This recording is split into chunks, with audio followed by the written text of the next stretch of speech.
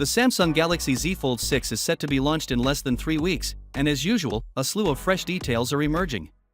The most recent leaks reveal what the phone will look like and how well it will function.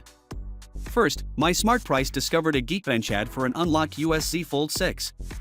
It lists a Snapdragon 8 Gen 3 CPU, Android 14, and 12GB of RAM, which were predicted and match a previous benchmark for the Galaxy Z Fold 6, but the scores in this new listing are higher.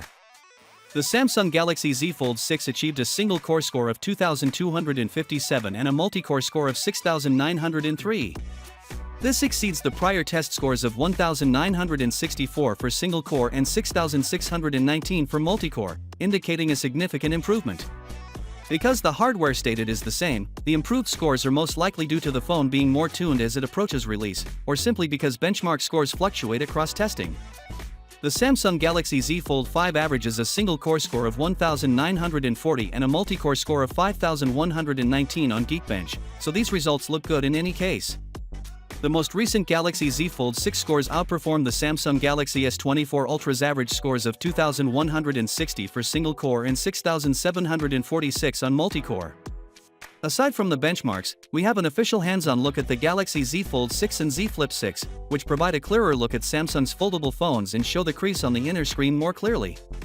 We've now seen 6 prototype Galaxy Z Fold leaks that show practically every angle.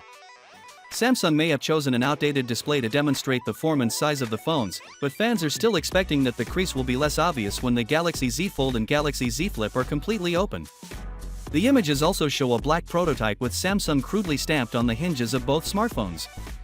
Samsung's design improvements are visible in these prototypes.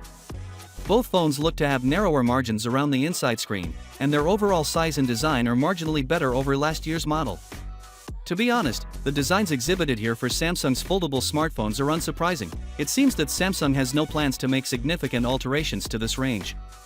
Finally, what are your thoughts about it? So with that being said, let me know your thought in the comment below, and if you are new here, please subscribe. Peace out.